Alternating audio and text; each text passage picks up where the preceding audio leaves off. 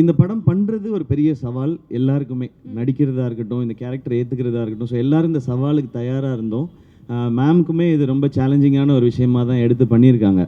But இந்த மாதிரி சவால்களை தலைவர் சொல்கிற மாதிரி சோதனையை சந்திச்சா தாயா சாதனை அப்படின்ற மாதிரி இந்த படம் அப்படி ஒரு சாதனையாக தான் இருக்கும்னு நான் நம்புகிறேன். அதுக்கப்புறம் நான் ஆக்சுவலாக எல்லாரை பற்றியும் நான் ஆடியோ லான்ச்சில் தான் பேசணும்னு வச்சுருந்தேன். ஏன்னா நிறையா இருக்குது எனக்கு ஒவ்வொருத்தருக்கும் 10 நிமிஷம் இருக்குது. ஒரு எபிசோடாக வச்சுருக்கேன். இங்கே மற்றவங்கெல்லாம் பேசிட்டதுனால நான் ஒரு வரியாவது பேசணும் மேம். இல்லைன்னா யூடியூப்பில் வந்து அழகாக பேசிய ஜெயம் ரவி அதை கண்டுகொள்ளாத சிவகார்த்திகேயன் அப்படின்னு போடுவாங்க. அதனால் நான் 2 வரியாவது பேசிடுறேன். அண்ட் அதர்வா ப்ரோ, இவருக்கு எனக்குமான ஈக்குவேஷன் வந்து சாப்பாட்டில் தான் எங்களுடைய கனெக்ஷனே. அவர் நல்லா ஃபிட்டாக இருக்கார்.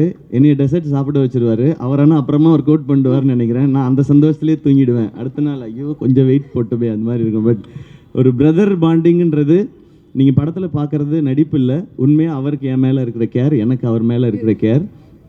ரவி மோகன் சார், தேங்க்யூ நீங்கள் இதை அக்செப்ட் பண்ணிக்கிட்டதுக்கு இந்த ரோலை.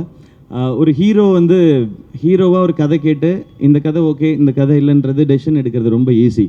ஆனால் ஹீரோவாக சக்ஸஸ்ஃபுல்லாக இவ்வளோ வருஷம் பண்ணதுக்கப்புறம் வில்லனாக நடிக்கிறதுன்றது அது ரொம்ப ஒரு டஃப்பான ஒரு டெசிஷன் அது.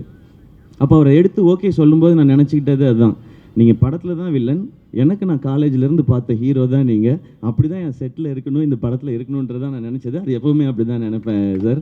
அதனால தான் நாங்கள் ரவி மோகன்றது தான் ஃபஸ்ட்டு நேம் இருக்கும். இங்கே இருக்கிறதுலே சீனியர் எங்களுக்கு அவர் தான். நீங்கள் தான் பெரியவங்க நீங்கள் அப்படின்னு சொல்லி தான் நாங்கள் பண்ணுவோம். இது 25th ஃபிலிம், ரொம்ப ஸ்பெஷல். இது 25th ஃபிலிம் ஆனதுக்கு காரணமும் ஆகாஷ் தான்.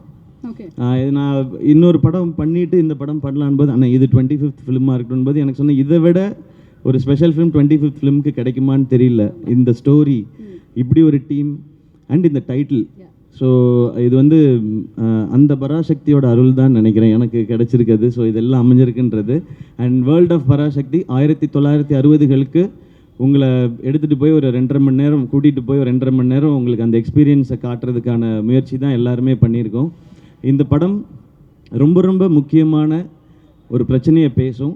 ஆனால் அது கூடவே காதல், பாசம், வீரம், புரட்சின்னு எல்லாமே பேசுகிற படமாக இருக்கும். இந்த பொங்கலுக்கு பராசக்தி ஒரு நல்ல செலிப்ரேஷனாக இருக்கும்.